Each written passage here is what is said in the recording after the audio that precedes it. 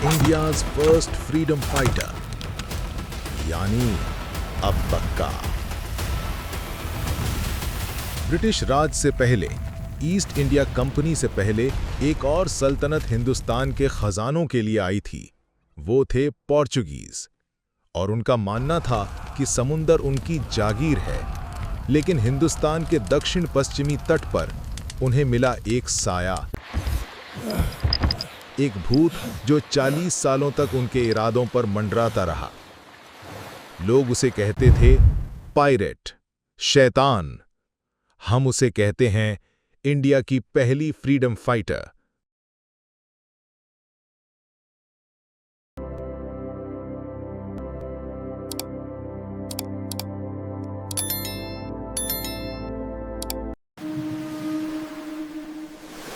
उनकी कहानी शुरू होती है 16वीं सदी में उल्लल के चौटा वंश में। ये जमीन थी बुंट्स लोगों की जो मैट्रिलिनियल सिस्टम मानते थे, एक ऐसी परंपरा जहां सत्ता पिता से पुत्र को नहीं बल्कि मामा से भांजे को मिलती थी, और हुकूमत करना एक औरत का जन्म सिद्ध अधिकार था।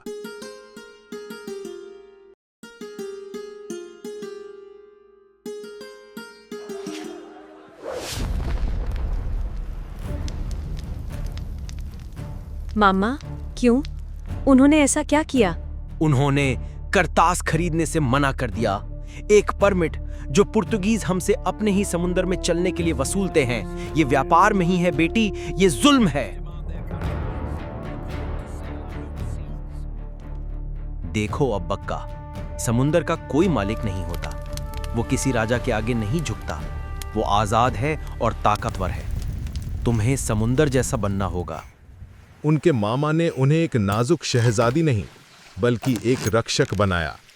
उन्होंने सीखा कि घूमती हुई नदियां उनकी ढाल हैं, मॉनसून की हवाएं उनकी साथी, और समुंदर उनकी सल्तनत है जिसकी हिफाजत उन्हें करनी है।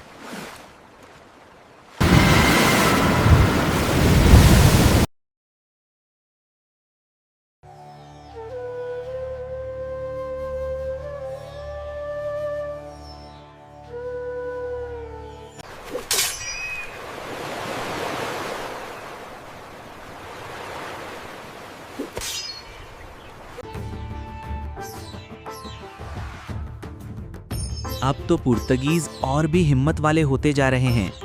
ये शादी सिर्फ दो लोगों का मिलन नहीं है, ये ताकत का मिलन होना चाहिए। और ये वैसा ही होगा। वो हमारी छोटी रियासतों को आसान शिकार समझते हैं।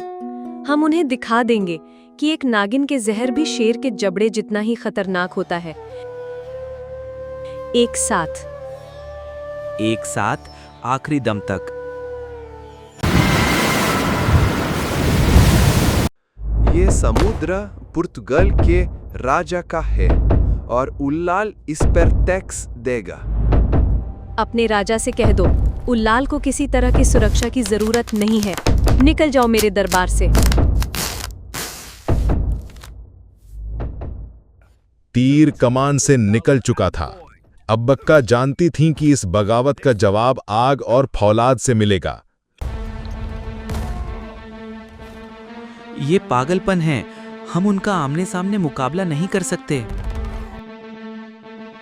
एक बार झुकने का मतलब है हमेशा के लिए झुक जाना। अब बस देखते जाओ।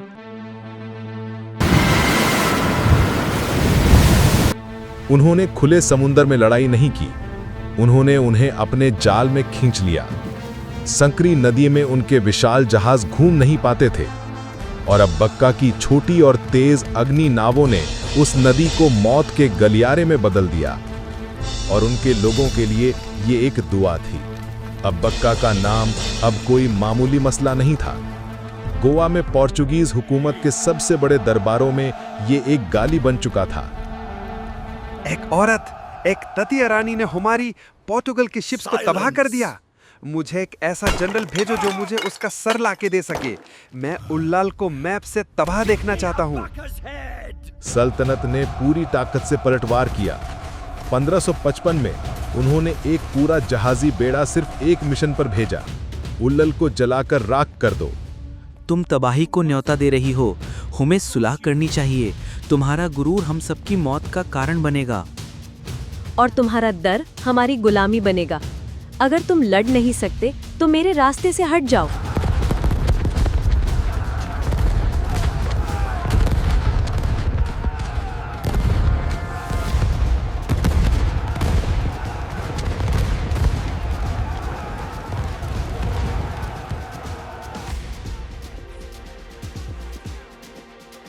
एडमिरल ने रहम की पेशकश की है, अभी सरेंडर कर दो।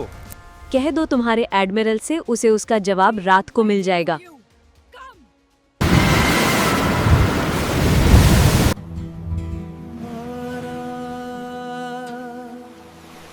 पोर्चुगीज जश्न मनाने लगे, ये सोचकर कि रानी टूट चुकी है। लेकिन अब बक्का ने हार नहीं मानी थी। वो इंतजार कर रही थीं। वो समुद्री दरवाजे से तुम्हारे कैंप पर हमला करेगी।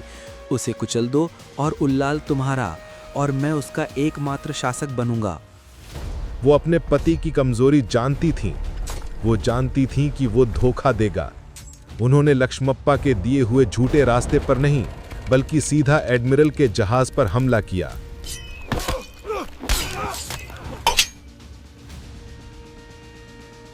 सांप का सर कुचलकर उसके जिस्म को बेकार कर दिया। ये एक हैरान कर देने वाली जीत थी। पोर्चुगीज प्रेस्टीज पर ऐसी चोट जिससे आगे कई सालों तक वो उभर नहीं पाए। अगले एक दशक से भी ज्यादा वो अकेले डटकर खड़ी रहीं, एक लेजेंड। लेकिन सल्तनत हार नहीं मानती थी, और धोखा एक ऐसा जहर है जो धीरे धीरे काम करता है।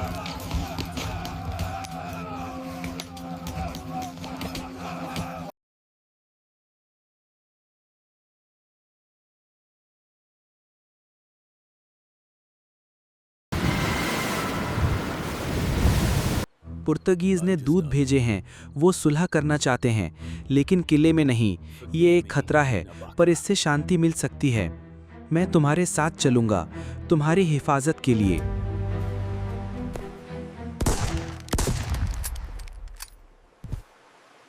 मुझे यहाँ कोई दूत नहीं दिख रहे। ईरुनिन दाता मल्तर, ये तुमने क्या किया?